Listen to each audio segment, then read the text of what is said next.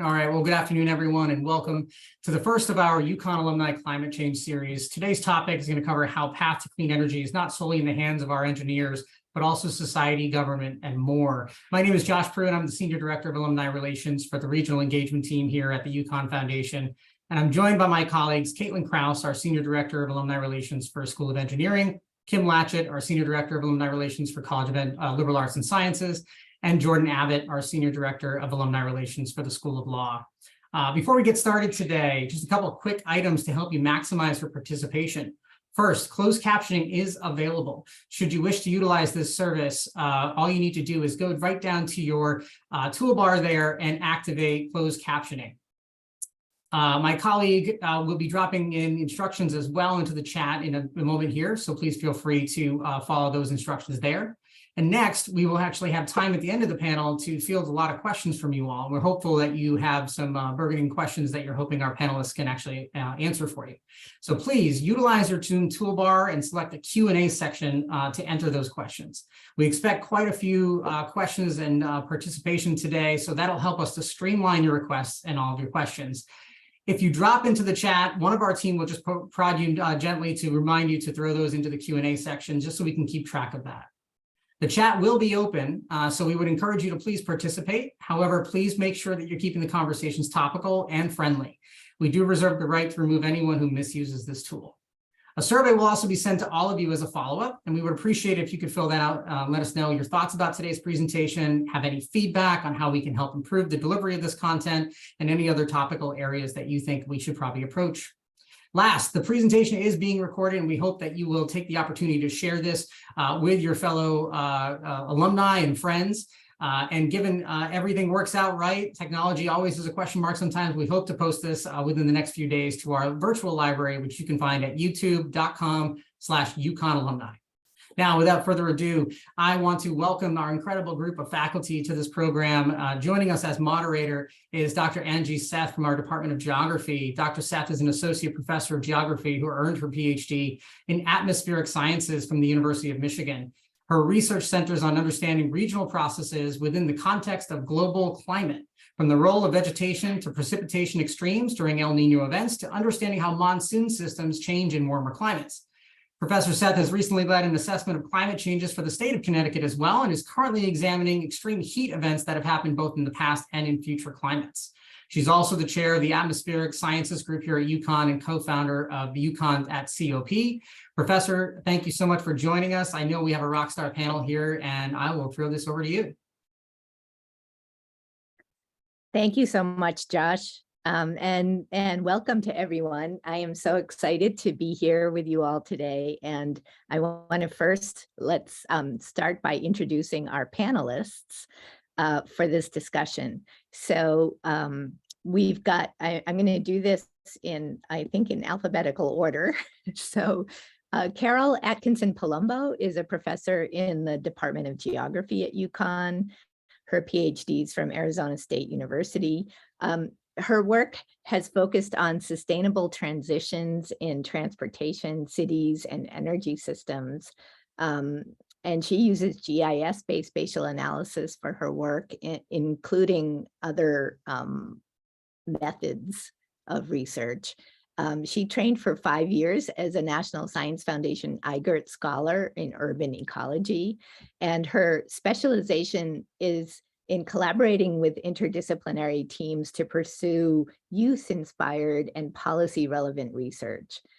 Carol uses geographical techniques such as I already said, GIS-based spatial and statistical modeling, and an emerging area of interest that she is going to be talking about today is this transition into a low-carbon energy economy in the United States. So thanks, Carol, for being here. On our second panelist is Okshan Bayulgan. She is professor and head of the Department of Political Sciences at UConn. Her research interests include comparative politics, political economy, politics of post-Soviet regions, and international relations. Okshan has been doing research focusing on the political economy of energy and democratization in post-Soviet and Middle Eastern regions. She's conducted extensive field work in Azerbaijan, Russia, Norway, Kazakhstan, and Turkey. She's currently working on a project analyzing the politics of renewable energy development in Turkey, and she has a book on this topic that is just out in the past year. It's called Twisting in the Wind, the Politics of Tepid Energy Transitions to Renewable Energy, from the University of Michigan Press. Thanks, Okshan, for being here. Lyle Scruggs is a professor also in the Department of Political Science. His PhD is from Duke University. Lyle specializes in political economy, social welfare policy, and environmental politics. He's co-director of the Comparative Entitlements Dataset Project.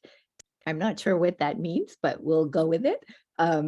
The Energy and Elections Lab, and he's affiliate of the Center for Science and Engineering, Environmental Science and Engineering at UConn. He's also a member of the Human Rights Institute's Economics and Social Rights Group. So Lyle has several ongoing research projects. The one we're going to focus on today is about examining local electoral impacts of large renewable energy projects. So I'm going to leave it there for Lyle.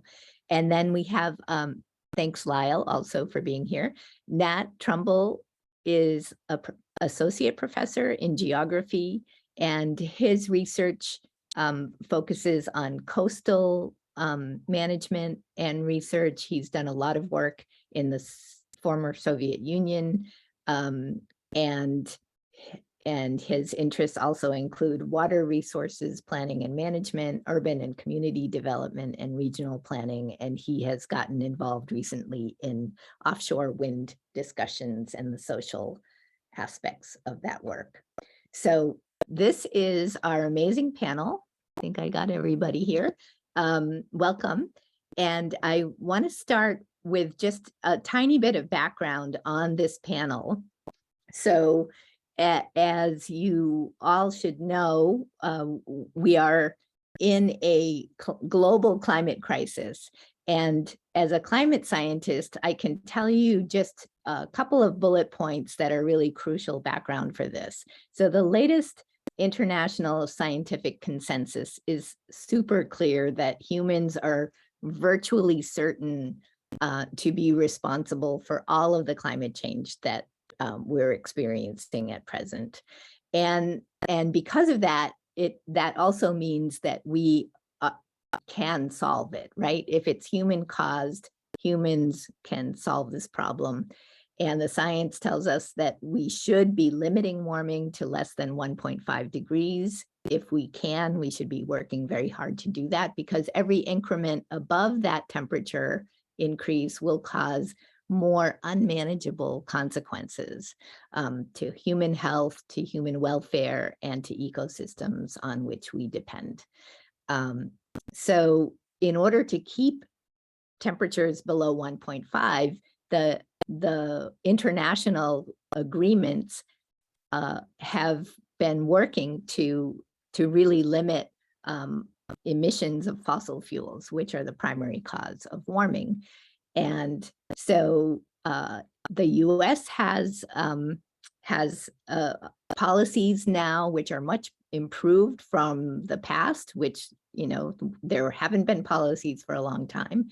And so the two big laws that were put into place are enabling a very rapid transition to much more renewable energy. So there is financing available now for these things that haven't been there in the past. And that leads to this belief that if we have the technologies, it will just happen, right? And yet there are a lot of reasons why there has been resistance, or things are not moving quite as fast as they could be. And so this is what this panel is really talking about. So one of the concepts that we are presenting here from the social science perspective is the social acceptance of renewable energy projects. And so I think I want to just start there to ask the question of Carol first. So can you talk to us about what is the concept of social acceptance with respect to renewable energy, and what does that mean? Sure, thanks, Angie. I'm happy to explain this. So the literature on social acceptance, specifically of renewable energy technologies, is not particularly well developed in the United States context. And so what we have ended up doing is referring to a lot of literature from Europe where there's been much more activity with regard to renewable energy projects. And so we've drawn on work from Martin Wolsink, who is based out of the University of Amsterdam, and also a scholar called Patrick Devine-Wright, who is based out of the United Kingdom. And both of these scholars have published extensively on this concept. And what the sort of state of the art in the literature is that social acceptance is a really complex, multi-dimensional concept that is very, very interdisciplinary. So it cuts across 3 different areas. So there's community acceptance, and that is the attitudes of a particular community to renewable energy projects. So this is really important because whether it's solar panels or a large solar farm or land-based wind energy or the infrastructure to interconnect offshore wind, all of these different projects need to take place in a location. And there's a lot of discussion about who the affected community is and what their attitudes are, and how developers and also maybe the state and local government should be engaging with community members on this. So that's one aspect of it. The other is market acceptance. And so this is all to do with the economics of the pricing of the power, and that sort of plays into things like subsidies. And we've had a lot of subsidies that have just been awarded through the Bilateral Infrastructure Law and the Inflation Reduction Act. So that's another dimension. And then there's policy acceptance. And so that is all of the complex federal, state, and local dynamics that play into this space. And the sort of what I have found really interesting in looking at this body of literature on social acceptance is that in addition to these interlocking spheres of sort of dimensions of social acceptance, there are also actors that move across all of these different dimensions and up and down geographic scales. And so I'll provide some examples for that. It can be the fossil fuel industry, who can be working to delay projects or create confusion, or in some cases, I've even read articles about conspiracy theories. So that's one. That could be another example, could be pro-renewable energy groups who are trying to advocate sort of nationally and internationally. So it's a very complicated, in some ways it's a complicated concept, but it's just to sort of boil it down and simplify it, is that there's lots and lots of stakeholders that are involved, and everything has to line up so that a project can get accepted and then ultimately implemented. Great. So you can already begin to see how the social sciences are going to be really crucial to a lot of these questions.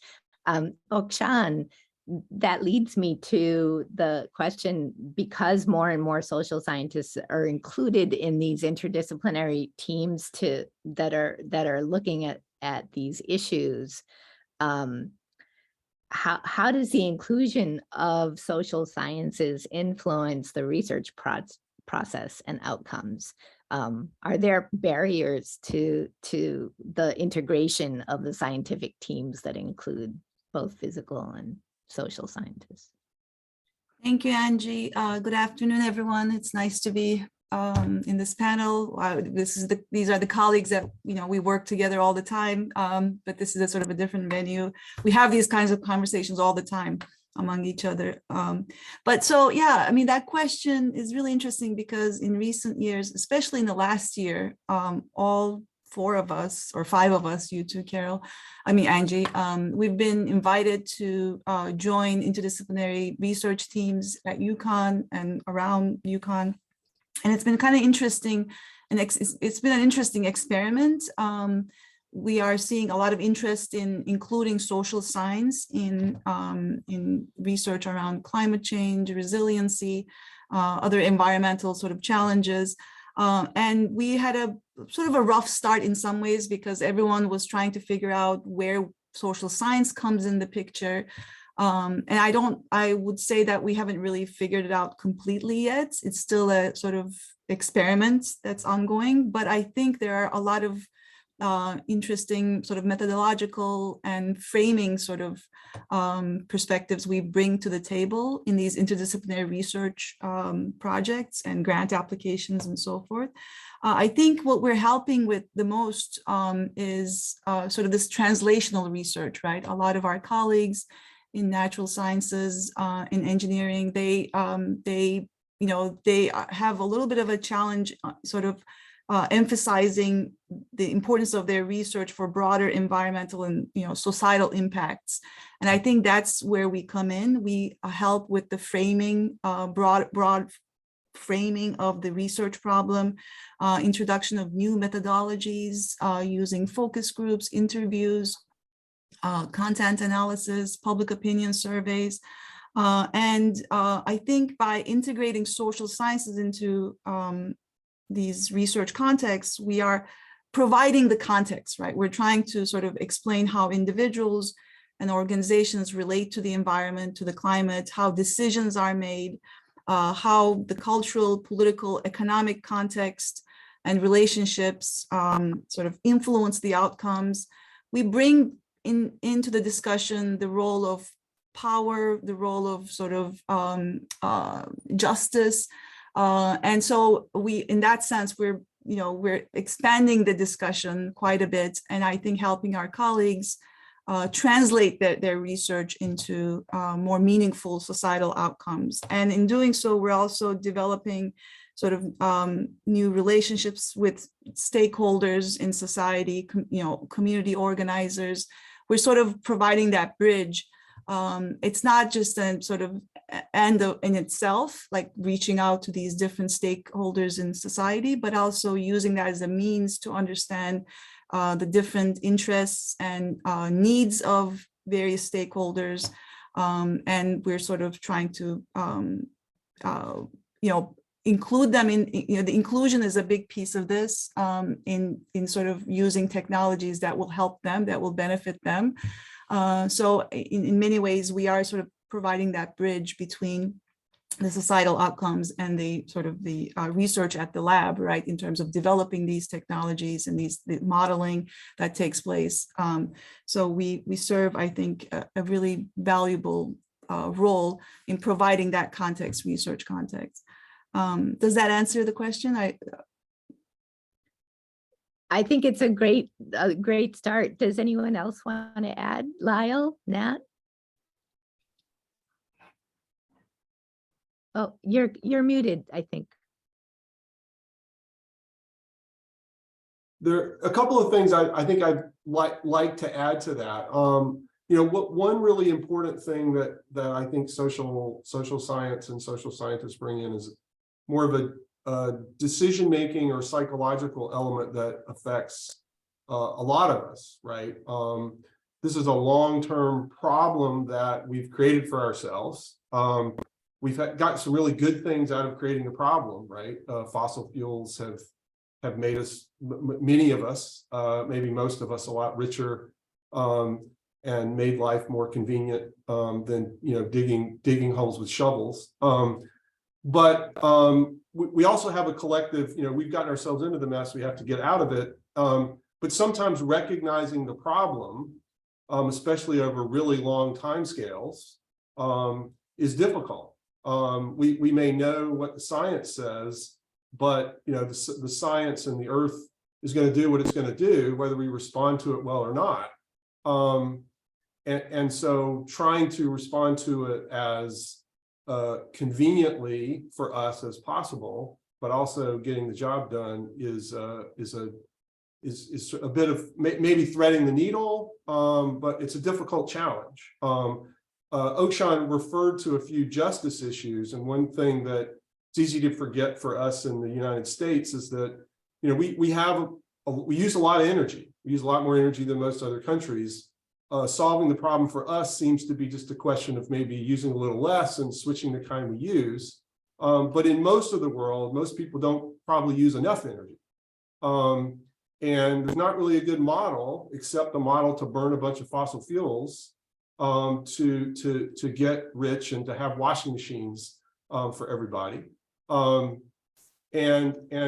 trying to transition not only the country, but the world to use a lot less and to reduce, really eliminate fossil fuels in the energy mix over the next several decades is a big human challenge. And so it's a science challenge, a technology challenge, and I think a challenge for all of us, a social challenge, a global social challenge.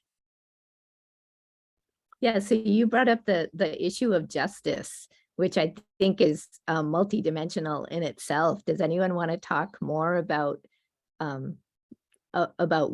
what we mean when we're talking about climate justice or environmental justice, and how these issues work in the U.S. in the context of the U.S. and globally? Carol, Nat, anyone? I can jump in quickly. I can introduce some concepts for us to think about maybe. Energy justice really refers to things like equity, affordability, accessibility, and participation. I think those are the four main pillars. Equity in the sense of both social and economic participation in the energy system, and but also remediating the social, economic, and health burdens on those disproportionately harmed by the energy system. So energy justice explicitly sort of centers the concerns of communities at the forefront line of pollution and climate change. In fact, we call them frontline communities, right? But also the working class people, indigenous communities, those historically disenfranchised by racial and social inequity. So the goal is to make energy accessible to them, affordable to them, and also provide a democratically managed process, right? The procedural fairness is also a big component to it. So they can participate equally. Yeah, I mean, the affordability is key. And this, I mean, what economists call the energy burden, right? Those, especially communities of color, low-income families pay a significantly higher share of their income in energy costs. I have some data here that I can share. On average, national data shows that on average, low-income households pay nearly 9% of their income in energy costs, 3 times more than the non-low-income households. And in the US, an estimated 25% of households have a high energy burden. They're considered to be above 6% of household income. And an additional 13% of American households have a severe energy burden, which means they are paying more than 10% of their income on energy. So the affordability piece is really big. There's also the energy access issue, There are energy poor communities around the world. The US is much better in terms of energy poverty, but around the world, approximately 992 million people, about 13% of the world population does not have access to electricity. About 36% of global population does not have access to clean cooking facilities. This is a big problem, right? International, global problem. So affordability, access, and then the participation in the siting of infrastructure, energy infrastructure. This is the stuff we study. We do research around, you know, where the energy facilities and infrastructure are sited, what are the potential sort of pollution, noise, health impacts of energy generation, and also transmission. And so some communities are harmed by this, others benefit from having these facilities nearby. So understanding who gets involved in the decision-making, how do these groups are compensated for the harm, disproportionate harm that they are exposed to. Those are really interesting sort of pieces of energy justice debate. And I think it's an incredibly central piece of energy transition. Unless we have a just transition, we won't be able to solve this problem, right? If there are so many people who are affected, disproportionately affected by the choices we make, if it's unfair, the transition is unfair, the buyout, the implementation will be also very difficult, because we need to understand that the infrastructure, the income, location, social status, all these things have a huge impact on people's ability to modify their behavior, right? Or, you know, around issues of transport, about food, housing. So we need to pay attention to these energy justice issues. Yeah. Matt. Thanks, Oksana. I also wanted to point out how timely this topic is for the current administration and some of the immense spending that's going on now. Excuse me. Josh, could you show slide 33, please? And so just to pick up on the justice topic, so the Biden administration has championed its Justice 40 initiative, which requires a 40% benefit to disadvantaged communities, and it's still being worked out exactly what that 40% benefit means, but certainly kind of high-level recognition of energy and justice topics overall. And of course, we can't lose sight of the just huge spending that's taken place. I think between some of the COVID energy-related spending, the Bilateral Infrastructure Law that Carol mentioned, the IRA. I think when you total those up, you get into the $2 to $3 trillion spending levels, and there's recognition in some of that spending of the role of the social sciences, and this is a figure put together by the National Renewable Energy Lab of the Department of Energy, and so they're thinking about wind, presumably onshore and offshore here, and you can see how social sciences really is one of the central components, building blocks, if you will, of moving from generation to generation. This is framed within the dialogue of the grand challenges that some of the literature has pointed to. Science Magazine has been regularly targeting certain grand challenges, including more recently offshore wind. But to point out that the challenges are not only technical, but also social in terms of, is spending available? How are we bringing in those disadvantaged communities, which if they're not brought in, will object in some cases quite loudly. So I think I'll leave it at that. But this Thanks, is the larger so that context of it. that gets to the real question here about the research that you all have been working on social acceptance. Do you want to talk a little bit about examples from your research and what you've been finding? Yeah, I can jump in to start, I guess. We've been working on a number of things. One is to address the concerns about the so-called NIMBY problem. And NIMBY stands for not in my backyard. If you don't know, I assume that most people probably do know what that is. And it refers to the notion that for many of us, we would like energy that's relatively cheap, renewable, et cetera. But with those sorts of facilities, sometimes comes some disamenities, right? Having a wind turbine in my backyard wouldn't necessarily be great. It might be a little noisy or something, right? So there's a question that arises about whether citing particular energy sources and their disamenities has really negative effects on local politics and local individuals, and how those costs are dealt with, and what incentives exist, especially in democratic societies like ours, for politicians, and what the implications of that are. So, for example, if politicians may play a big role in facilitating the siting of renewable energy projects all over the country, but if every time they try to do that, which we might think of as a socially good thing to do, voters are going to turn against them because they're trying to cite a project near where the voters are, and the voters don't like that, so they vote against the politician. We kind of have a social dilemma there.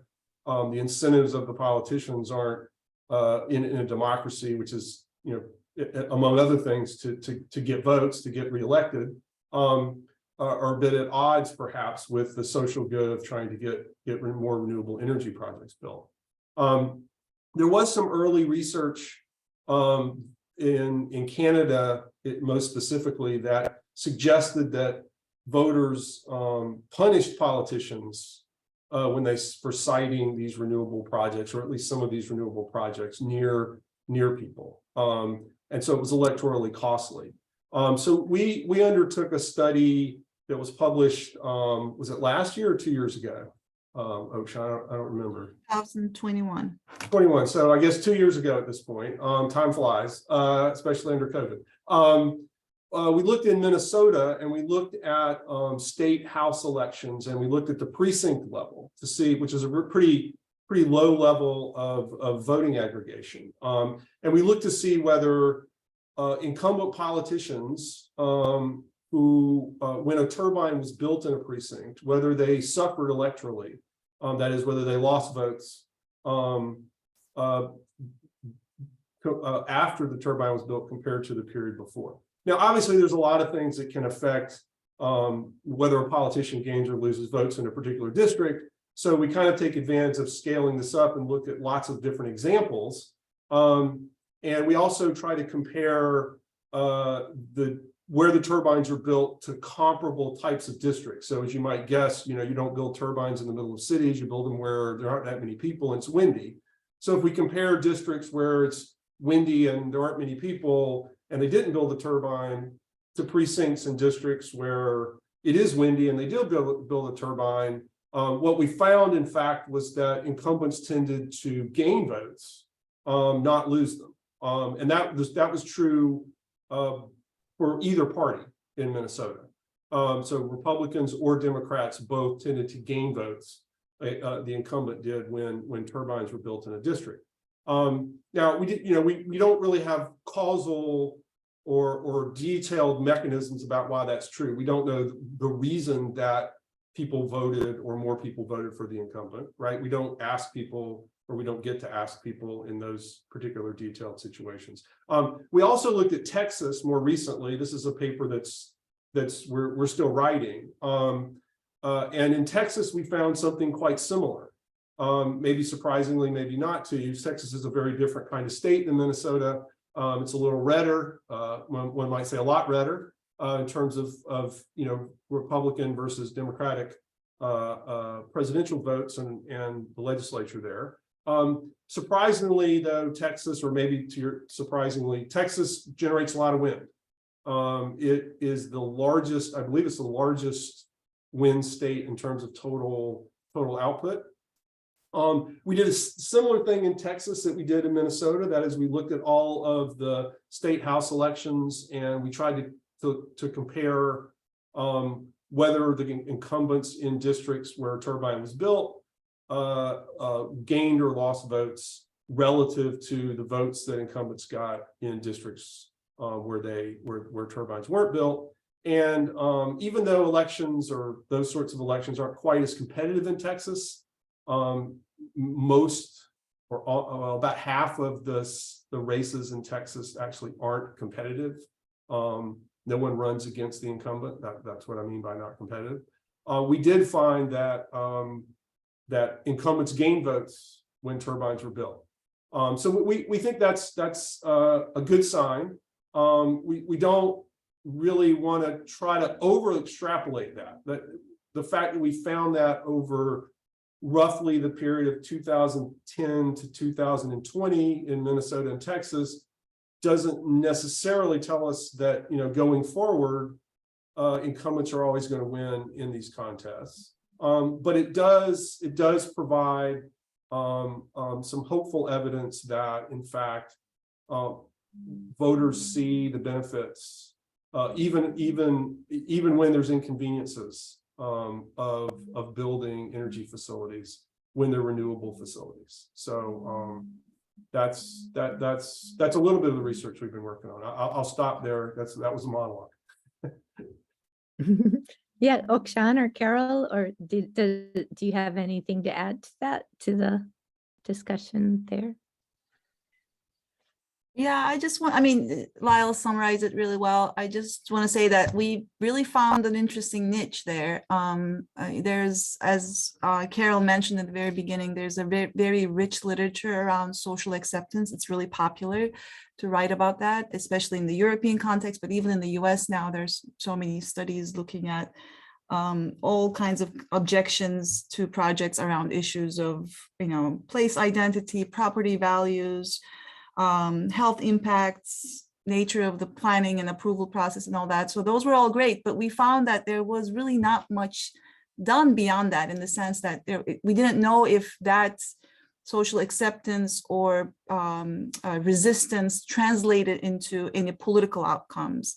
And as Lyle mentioned, there were 1 or 2 studies looking at it in the Canadian context and one in the US that had very conflicting results. And we think it's sort of a very intuitive sort of idea, right? If a lot of people are objecting to or sort of sharing these concerns with wind development or solar farm development, and that's got to have some impact on the way they behave politically, the way they reward or punish their politicians.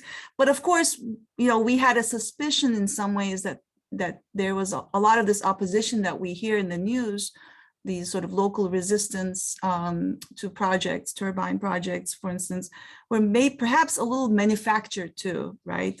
This is manufactured opposition by front groups, sponsored by fossil fuel industry, in some cases, spreading misinformation.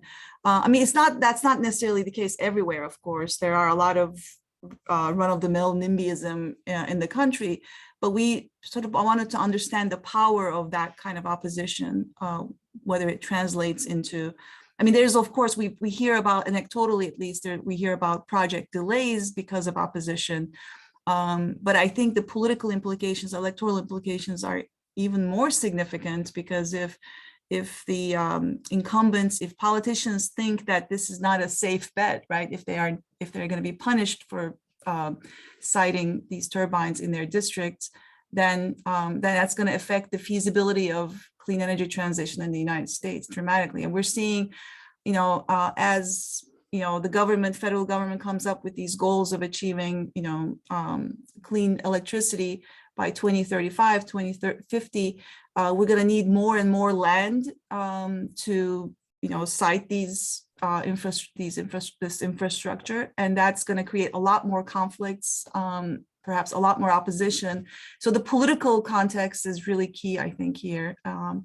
And we're excited to continue doing this research. We want to we started with wind turbines, but we're looking at now at solar, commercial solar farms as well. But then it can be used for transmission lines and the conflicts, land conflicts around that. So we can sort of use this framework to understand other energy infrastructure projects and whether there's a political connection there.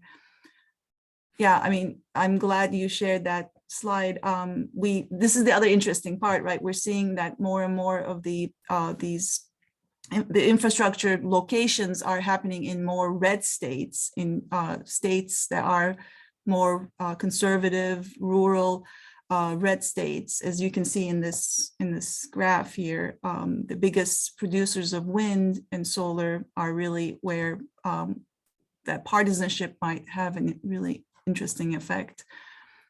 So we started with Minnesota, we looked at Texas. So our goal is to keep going, and we have a lot of students who are interested in working with us. We have an energy and elections lab that we formed about a year ago.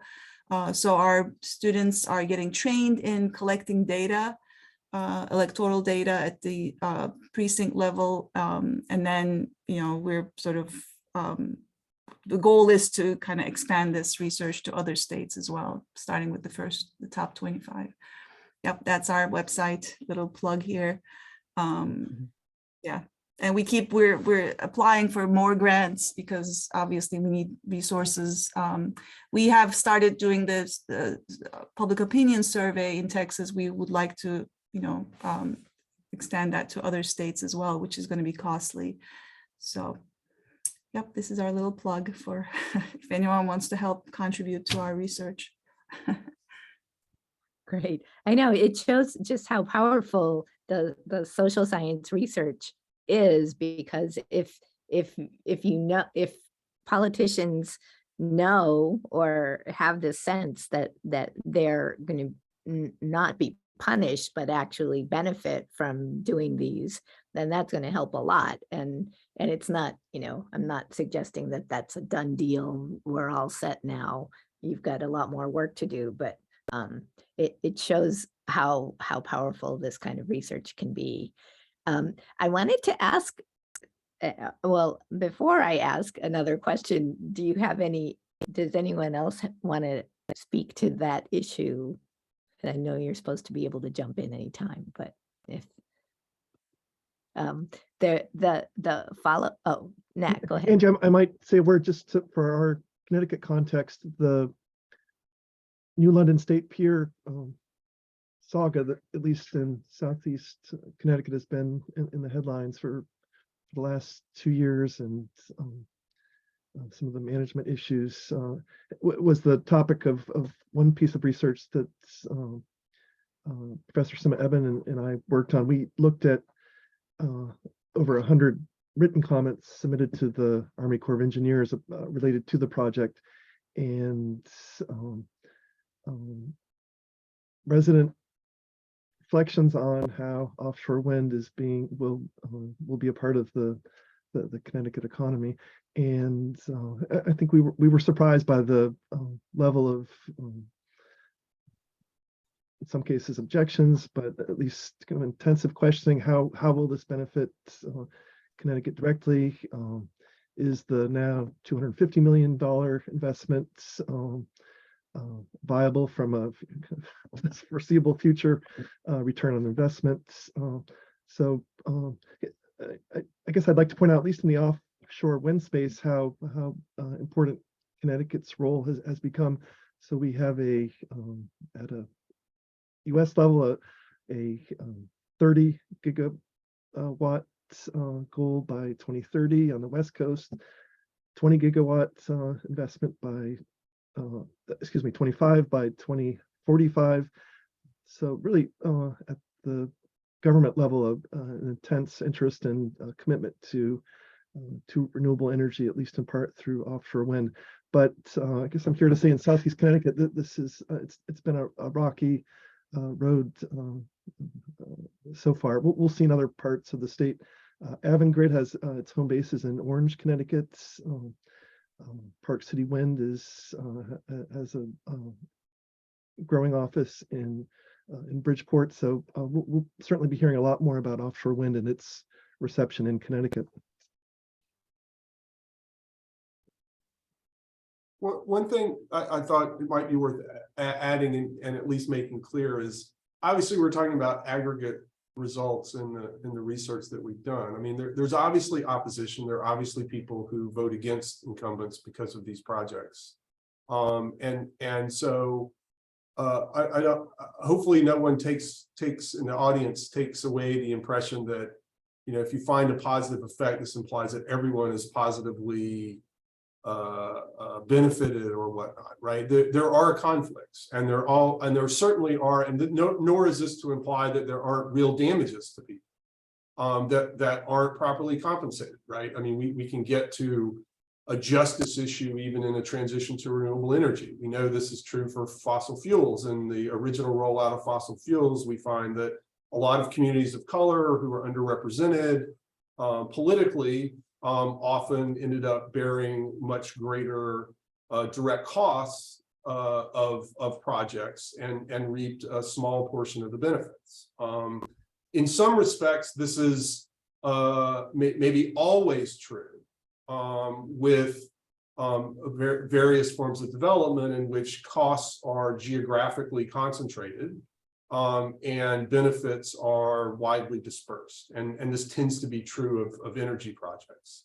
But it's an important thing to keep in mind that the objections of people in particular areas, and this is sometimes a response to the NIMBY idea, is that this isn't just people being selfish, right? It is in fact the case that their housing values may go down if a project is built in a particular area, and that is a real cost to individual people. It's not a made up thing.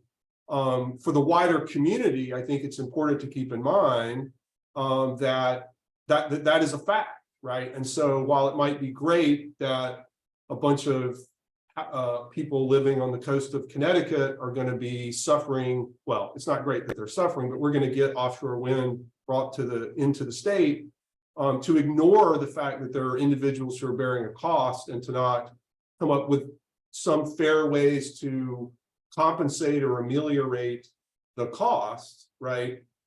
It's often easy for us who are, not on the coast to think, oh, this is just all good and all good for everybody because it's good for me. So it's an important perspective for everyone to take, that, we need to think about how the costs and benefits of this transition take place, and to make sure, I think normatively most people would agree, to make sure that those who do bear a disproportionate and real cost are appropriately compensated and or listened to, et cetera, when we're making these decisions.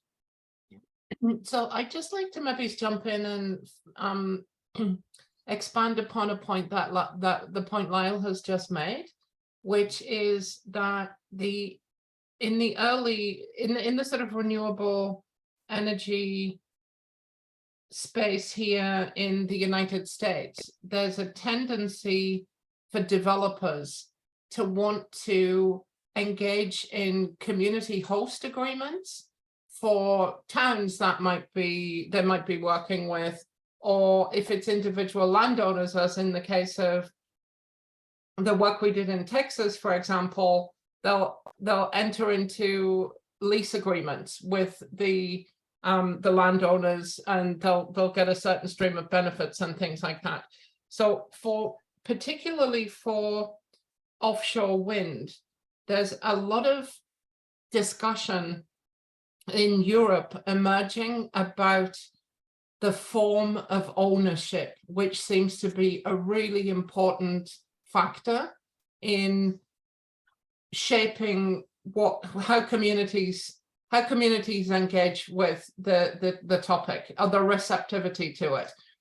What seems to be motivating a lot of this is, certainly in the offshore wind space, there's a lot of movement going on with mergers and acquisitions and people selling off leases and all sorts of things like that. So communities seem to be a little bit wary of entering into an agreement with a developer because they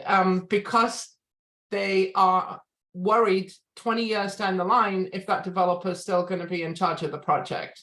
So another way to approach this, instead of giving the community a sort of a stream of income, is to give them part ownership in the space. And some people who have sort of suggested this in Europe are talking about how that might be way more equitable because it's a long-term agreement. So there's lots of different ways to promote equity and to swing community perspectives on things. I don't know that I've heard of any developers in the United States being particularly open to co-ownership, but it's an option, right? It's an option that we could research. That's brilliant, because I would think that social acceptance, especially where justice issues are concerned, are very much affected by this idea that the risk is being socialized and the benefits are not, right? So so that's a really important area of research. Any other thoughts on this? I have another question. We've got about 7 minutes left before we open it up to audience questions. So I wanted to get an idea from you. The research team that's represented here is political science and geography. Could you, I know that there are other people involved in this research as well, but could you talk about the unique roles of the different disciplines in this research? Anyone? Well, I'll try to chime in a little bit about political science, or at least how I feel like political science enters a lot of this. These are generally, and Carol was mentioning, these are the decisions about renewable energy and transitioning away from renewable energy are social decisions. And they're almost all based on policy and collective decision-making. It's nice to think that if we all just sort of individually go out and tell our energy providers that they should convert to solar, that they will. And someone might say, well, if you're really so interested in solar, why don't you just put solar panels on your house, which you can, but obviously we'd be a lot better off if there was a collective effort to do that, right? Just as we all don't have a coal burning generator in our house, even though we get our to generate our electricity because we get it from a power plant in a more centralized location. So I think the one contribution of political science is that, and then the other is a recognition that because there are a lot of stakeholders, there is a lot of and pre-existing interests. There is a lot of politics in this decision, and as much as we might like there to be a clean decision that doesn't involve the messiness of trying to convince people and or what we in political scientists like to think about as making the sausage of agreements with people that aren't always the most perfect in terms of justice or the most efficient way to reduce emissions, that we have to think about the fact that there are a lot of different actors who have to be appeased. And another thing to keep in mind, I don't know if this is necessarily a political one, is there is a default position. It's either no energy, which no one really wants, or it's we've been burning fossil fuels and we're going to keep doing that, and we know that that is probably really bad. So we need to figure out how to get to a different place from either of those two sort of default options, and I think that's a very much a political project. If I could add to that. So I think political science also helps with understanding policy at different levels of governance, right? So as we all know, climate change is a global issue, but it really takes place across different sort of layers, right? Starts with the local, in the US, the state level, national, and the international. I mean, some of us are engaged in some of those international climate talks. We take students to COPs every year, and we see the politics there as well, right? Even just coming up with a final sort of report, how certain countries are, don't block any mention of fossil fuel, phasing out of fossil fuels. I think Saudi Arabia and China were against that in the last Sharm el-Sheikh. I mean, there's a lot of international politics, right? The sort of positioning of different countries, developing countries versus advanced countries, their sort of, arguments. And then within developed countries, their sort of balance of power. So there's a lot of politics at that really high systemic level, international level, that affects negotiations, which have huge implications for, these global decisions, but also how national governments, make certain promises, make certain pledges and so forth. So there's that. At the national level, every policy I always think about this as, no policy making happens in a vacuum, right? It's not automatic. It's not sort of, it's not inevitable. Like all the policy decisions are filtered through a political process. You have to understand the different interest groups. You have to understand the institutional setup. This is something I'm very fascinated with, whether different political systems have different policy outcomes when it comes to climate change or energy transition. So policymaking itself is very much a political process. So that comes in. And then at the local level, which I think in many ways, that's where most of the sausage is made, right? We have, especially in this country, there's so much power at the local government level, understanding the interactions between, the type of local government, the institutional setup again, but also interactions with different stakeholders in the community. Those are all in the domain of political science. So there's a huge role there. But Lyle and I, when we first started this project, we realized we sort of hit a wall because we needed the perspective of geography here too, because this is very much of this energy transition is a very much context driven sort of topic. And so I'll pass that now to Carol to sort of, and Nat to sort of talk about their contributions. But we realized soon that we needed them, to work together with our colleagues to understand, the challenges and the opportunities for energy transition. So. Yeah, so thanks Akshan for that. So I can speak a little bit to the geographic contributions. So from geography, we can contribute in sort of conceptually by having this really strong understanding of place, and then the concept of sense of place, which is what sort of how people perceive place, and then a really important phenomena, which is place attachment, which is people's sort of psychological connection to place. And this comes in really strongly when we're thinking about places changing, because people sometimes get nervous about place change and it affects their sense of belonging, and it is a really emotional process. But we understand place, and we are delving into a lot of questions about how people who may be subjected to renewable energy infrastructure might think about place change and what perceive it to be positive or negative. The other way in which geography can contribute, and I think this probably came out really strongly with the project on the voting, was from a methodological perspective, because we use a lot of GIS. And I will admit that when I was when I first spoke with Lyle and Akshan, I was really skeptical that we were going to be able to set up a research methodology that was going to enable us to capture the impact of voting. But we did manage to do it by examining the smallest possible geographic unit, which was the precinct level voting.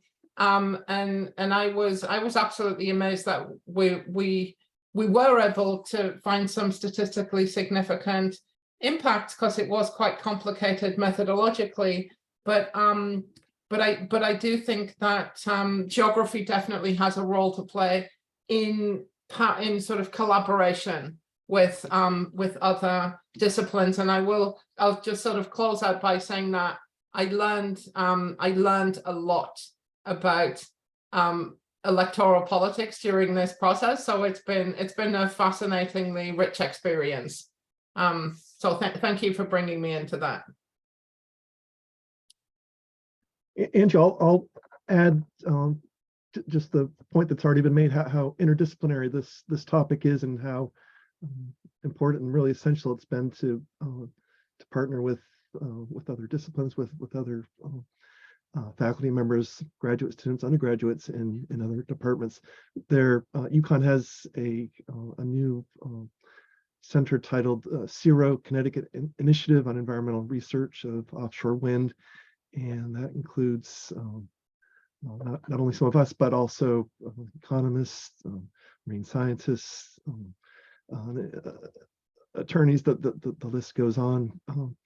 Just a really quick example from Connecticut.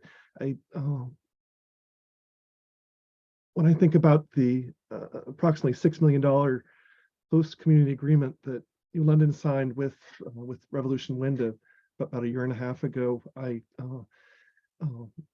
always compare that to some of the host community agreements that other towns and cities have been signing, some of which are on the order of $60 million out in the case of Wainscott on Long Island. And I guess so I see at least in part our role as helping to inform policymakers about other examples of, for example, what other towns are receiving for with their host community agreements and offshore wind infrastructure impacts.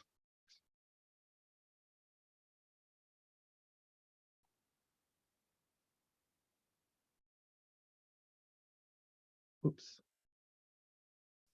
Angie, you're muted. Oh, I muted myself when I was coughing. Thanks. So I think we're probably should be heading into answering questions from the audience. And I see there are 3 of them here, and then there were a couple of that were put into a chat earlier. So I'm gonna, Josh, can I just read a couple of the questions? Sure, go ahead. And start Go it? for it. So yeah, so a couple of them are about the research that you've been doing. One person asks, they didn't give their name, have you taken the research directly to politicians to get their reaction to the data and findings? And if you have, what has been their reaction to supporting future renewable projects? We have not, but we published in Monkey Cage, which is a sort of offshoot of Washington Post. I mean, I think the fact that they published that sort of short op-ed was because they thought it was very timely and sort of had huge policy implications. So we're hoping that created some sort of visibility, but we have not. I mean, I'm in my local town, I'm in a commission, so I bring it up to my town officials often, but beyond that, we didn't really have a chance to bring our message to the politicians. With so much offshore wind in Connecticut, I would think that the Connecticut State House would be a good place to take that message directly, right? Yeah, Okay. yeah, I think the question, I mean, the question may pertain to politicians where we were doing the research, but maybe also in places like Connecticut. I think it's a great idea. lots of times these sorts of results, you find them and you publish them, and you're not, you're not sure what particular individual politicians would say. One thing is, of course, that politicians, like political scientists or other people, have their own hypotheses and theories, and they may or may not be inclined to agree with the evidence that's in front of them. But the evidence is not, the evidence is obviously subject to some refutation too. I participated in a forum where I got asked a lot of questions about particular situations and was met with a fair amount of doubt about those results. And I wouldn't, as I mentioned before, they're not 100%. It's not that no one lost any votes in any of these situations, right? There's a variation, but on average, people gain votes. And it's certainly plausible that in some situations people lose votes because of turbine construction. But it's important to bear in mind that oftentimes there are victories as a result of that. And for most politicians, there still is a secret ballot. So even if 10 people come up to you and tell you that they voted against you because you built a project, if you won by 500 votes or you get 1,000 votes, right, you don't have a lot of insight about the other 990 votes. And that's a problem, that's a virtue of the secret ballot, I suppose, but it's also a problem about for political scientists, maybe, about how do we determine exactly why someone won or lost. And unfortunately, that's just part of the error term or the uncertainty of doing political science.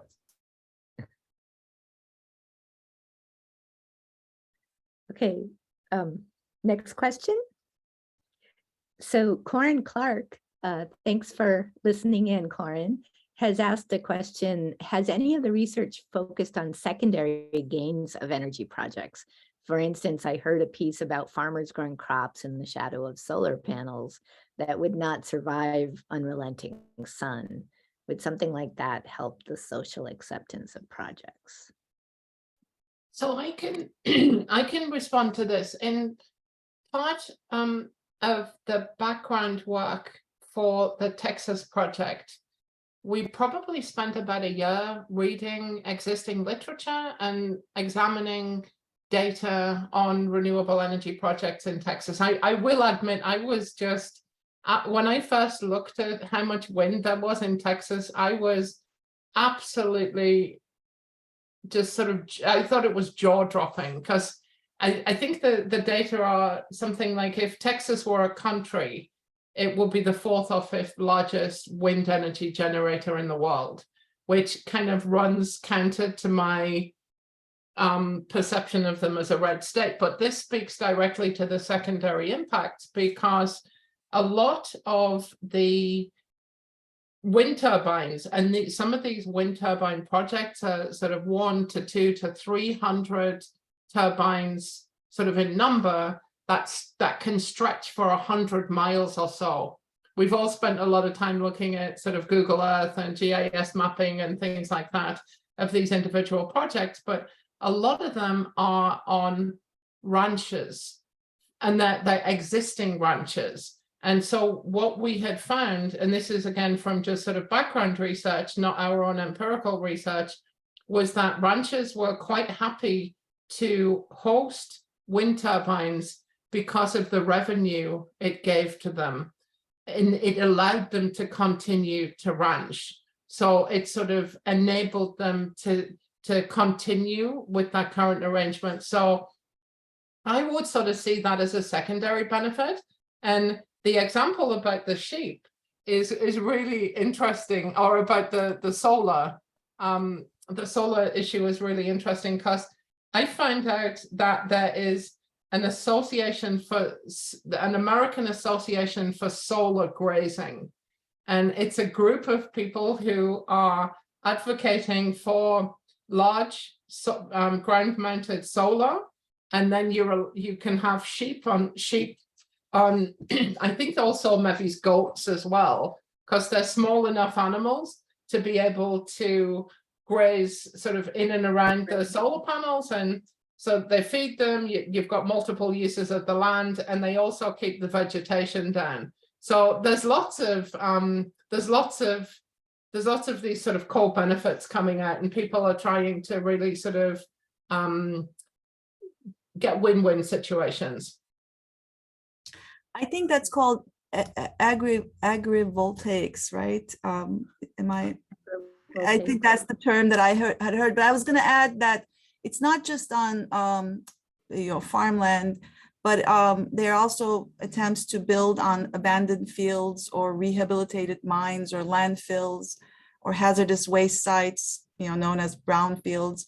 I know that the IRA, the Inflation Reduction Act, has a bunch of incentives for locating clean energy projects on old mine lands and brownfields, and a number of states are taking that, want to use those resources, those incentives. So I think that's going to be so interesting to look at, maybe the sort of the winning scenarios of like sort of coupling these sort of different purposes. But we have not done any research looking at like the public opinion around that yet. I don't know if there's a lot done on that yet, but that could be a great area to study. Yeah, but Okshan, as in your capacity working for your town, have you've looked into the solar panels on top of the parking structures, right? Which is another really interesting example, right? Yes, cardboard. And I think at UConn, they're trying to do that, right? Lyle, you were engaged in a dialogue with a number of people the other day. There's some discussion. There's some discussion. Might About have that, yeah. I think one thing to keep in mind about some of these ideas, like agrivoltaics and canopies, is we have to keep two things in mind. Like those things are viable in some situations, but not necessarily all. And remember, we're scaling stuff, right? So it's true that agrivoltaics may be a way to reconcile some elements of agriculture with solar panels. But it's unlikely so in other words, if you've really got drought stressed crops, they also need sunlight, right? So somehow it has to be worked out. There are still going to be situations where and the canopies with parking lots also are going to be, yeah, we can cover a lot of parking lots, but in terms of scale, that might put a dent in some of what we need. But don't come away with an impression that we're going to solve the solar problem by putting solar panels on top of all the parking lots or agrivoltaics. There are going to be situations where the compromises are going to be conflictual, or we're going to have to come up with them, at the time, right? For example, I'm sure the agrivoltaics exists, and a lot of people don't know about it, right? A lot of farmers would say, I'd never do this, and if they knew about agrivoltaics, then maybe it would make them reconcilable. We got to get the word out about these different types of options. Right? That's true. That's a political thing. That's true, but it's also true that the rooftop solar generation is far less powerful than that. It generates far less power than large solar farms, right? I think the rooftop solar contributes about 15% of US solar power. So we will need to have, these commercial sized sort of solar farms need to be built. We know that, that how important that is. There are different models out there trying to sort of, how can we save more land by these doubling up or tripling some of these sort of functions. But there's going to be so much need for a massive build out. I was reading somewhere, I think it's in one of the slides too, if we were to do business as usual, that would require an area around the size of Texas to fit all the solar panels. That's not the slide, but I forgot which number that was. But anyway, it's just the wind and solar generation will require at least 10 times as much land per unit of power produced than coal or natural gas fired power plants. So, I guess the point is we're going to need the need for large scale wind and solar is there. So we need to be creative about where we place these large scale farms. And it needs to that kind of creativity. Sorry, I'd ask for slide 3 for a slightly different part of that answer, Josh. Oh. What I was demonstrating was Okshan's point that the green line here is the cost of rooftop solar, basically, and the orange line is the cost of utility scale solar, which is sort of like a solar farm, right? Those tend to be less attractive even when they're done the best compared to maybe rooftop. Some people don't like rooftop either, but there's a big price difference, right? And it isn't, you know, we can, one thing to keep in mind about the economics of some of this, but we come back to justice issues is, you know, we could just do rooftop solar and pay 5 times more for everything and pay 5 times more for power. But that's going to cause certain social conflicts itself, right? It will be very expensive, and you know, how do we supply that for everyone? So, you know, one of the things that gets into these choices is they're choices we have to make. Their efficiency, economic efficiency, and sustainability trade-offs, right? That we sometimes have to make, and you know, we have to think about balancing those different things as we move forward. I have a final question that I'm going to take the liberty as moderator to raise for you all while I have a panel of social scientists here. So one of the big issues that I think social sciences can offer in this, I know this is in particular about renewable energy, but there's in the international consensus reports, the IPCC report, the latest one, had their the 6th assessment had a whole chapter on demand management. Okay, they called it demand management, which is very different from supply management, right? So we've been talking about the supply of energy, but as humans, we can, you know, we can make modifications to our social systems so we don't need to use as much energy. And in America, in the United States, we are the biggest energy consumers on the planet per capita. What can we do societally to reduce the demand so we don't have to have quite as much land conflict to build so much solar and wind, et cetera? Can I pose that question to you all? I know it's not your topic of expertise. I know where you're going with that, Angie. Well, Our reading group topic. yeah, we talk a lot I teach a class in sustainable cities, which is a 2000 level, sort of, 2000 level general education class, and we cover a really broad spectrum. But within the context of that class, students have become much more interested in sort of, it's reducing consumption, I would say.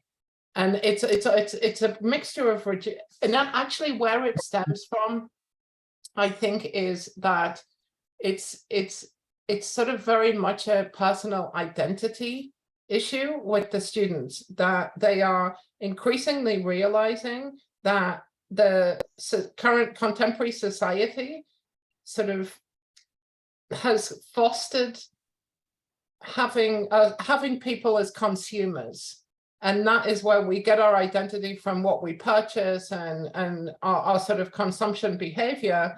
And they seem to be, and this might be sort of a post-COVID thing, but they're rejecting that. They're rejecting the material piece and wondering how they can get better, forge better, stronger connections with people, how they can build community, how they can foster collaboration. And part of it is in lots of different initiatives like proper sharing economies, circular economies, all sorts of different things like that. And simple, just basically simpler lifestyles where they're not sort of working 14 or 15 hours a day to purchase things they're told they need, type of thing. So I think this I think sort of from a generational perspective, there's a lot more thought by young people going into lifestyles, and certainly in Europe, and we've talked about this in our reading group, there's lots and lots of discussion about the concept of sufficiency. And this is sort of having enough and being grateful for what you have, rather than be really competitive and want to have more than everybody else. So I think this all feeds into the energy demand, and it's something that there seems to be a push in society among certain people for sort of reevaluating priorities, I would say. I also add to this, I mean, this is one of the questions I had suggested we talk about, like where the sort of responsibility lies in the individual. Is it sort of the market? Is it the government level? I mean, I don't think it can be reduced to individual level.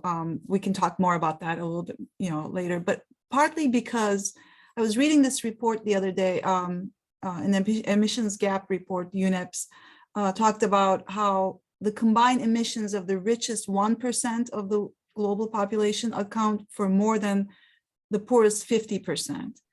And so that group, that 1%, richest 1%, they're the ones who need to reduce their footprint, right?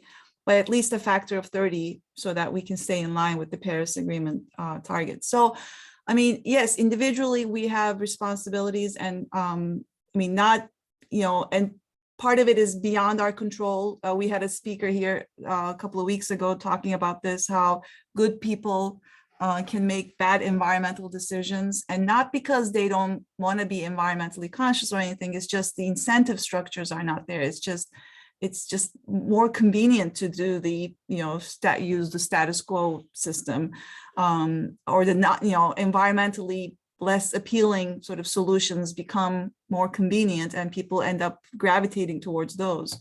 So if we change we should not be putting all the blame on the individuals, but there is a huge disproportionality here, right? Where this, 1% of the world's population is, consuming at such high rates that, maybe the governments need to do a better job of holding them responsible. So it's not an equal sort of responsibility, right? I don't believe in just individual responsibility. I think that's where the government comes in, right?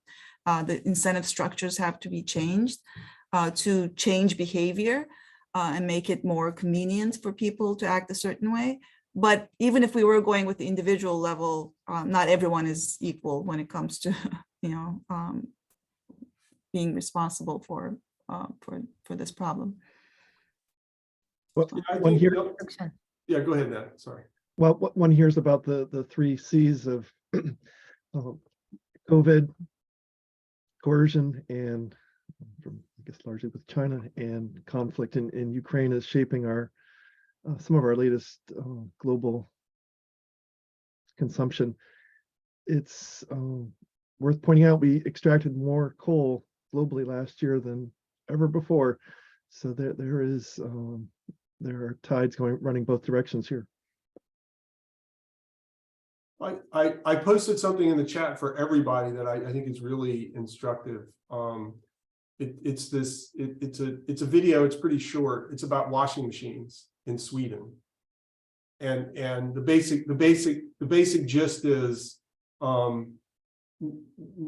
we don't want a future, and we should never ask the 6 billion people, 7 billion people in the world who don't have a washing machine to live in a world without a washing machine, because most of us don't want to give up our washing machines. There's a lot of things that maybe we could and should give up or do better or more efficiently. But it's important to recognize when we think about all of this sort of brings in both the justice and, what vision should we be looking at, that the rest, I mean, why would we deny the rest of the world the standard of living that we have?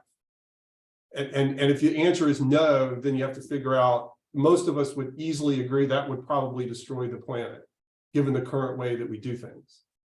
So that perhaps provides a moral imperative for the most consumptive and richest country and people in the world to try to figure out ways not only to change our footprint, right? And that doesn't necessarily mean that we have to all go around and live in caves, presumably not, right? But we have to think about that times whatever we end up with times 7 or 8, right? Or 10 to apply it to the rest of the world.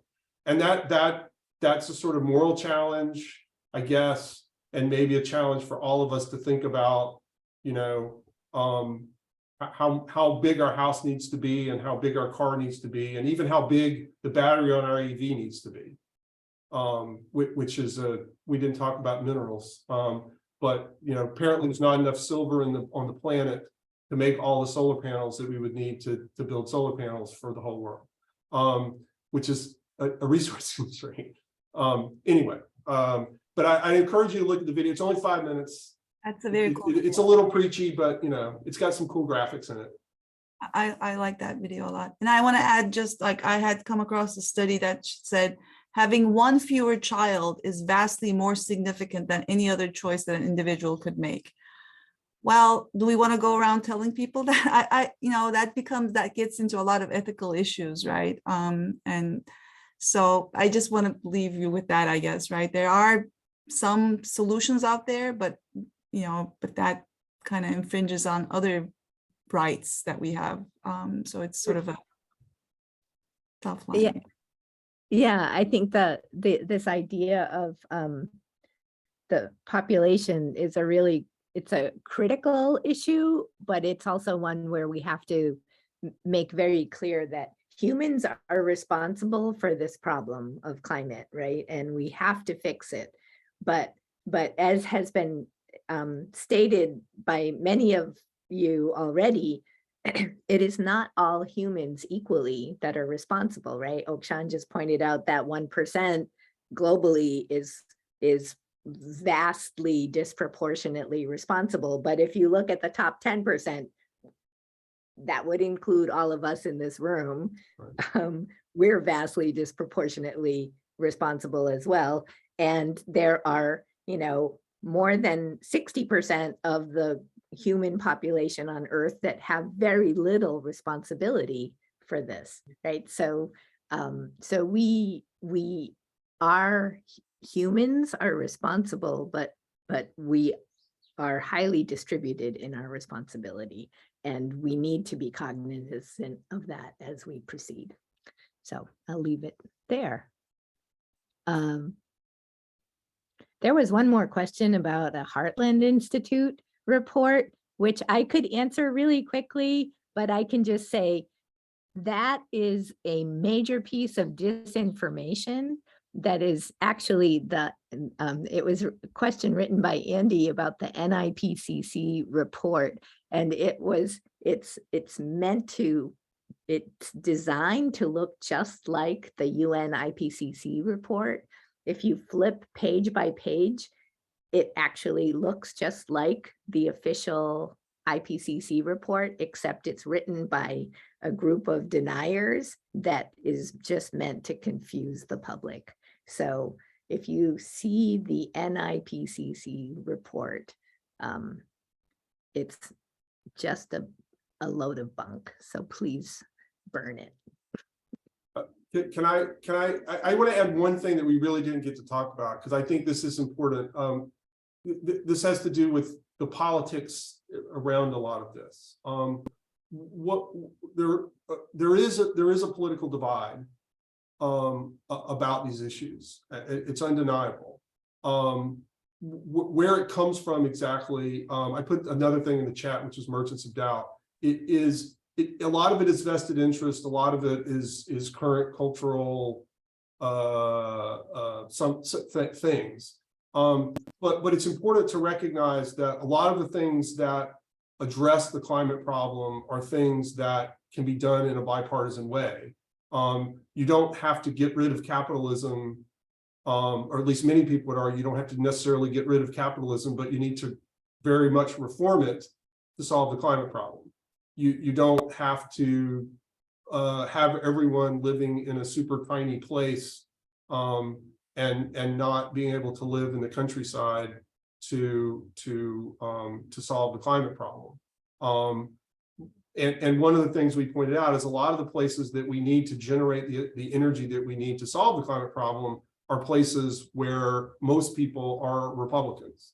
And we need to find ways to depoliticize this by recognizing and letting people know that this is as much a threat to urban liberals' lives as it is to rural conservatives' lives.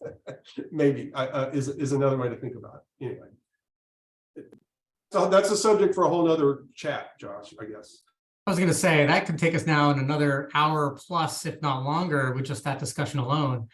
But first and foremost, thank you to all of you. Angie, thank you so much for moderating and leading this discussion here. And to Lyle, Nat, Akshan, and Carol, thank you so much for the time you put in here. Your research is fascinating, and our institution is so much better by having all of you working on these things and making a name for yourselves in this way, helping bring notoriety back to the institution. It's such important imperative work, and we can't thank you all enough for helping to set the stage for us here. To all of you that are participating, we are launching a full series here. We have other ones coming up about human rights and sustainability. We have others about the water purification process and what it truly means to continue to have water as a viable resource continuing on, and the impact of climate as a result of that. A few other things in the queue as well. So we look forward to having you join us for other ones in the future. Stay tuned for that. We hope to have another one for you in sometime in the fall term of the UConn fall term. So we're looking somewhere September to November to launch that. More faculty, more alumni who are experts in the field to talk about those things. But for everyone joining us today, thank you so much for all your time, your dedication, your listening, and your participation. And we look forward to having you all join us again in the future. And again, once again, to our fantastic panel, thank you all for your time. And we look forward to having you back again another time in the future. So thank you all again for joining us, and we'll talk to everybody soon. Thanks, Josh. Take care, everyone. Thanks to everyone in the audience for great questions. And exactly. Thanks to everyone who's still participating or participated and left. Well, you won't hear this. Thanks, everybody.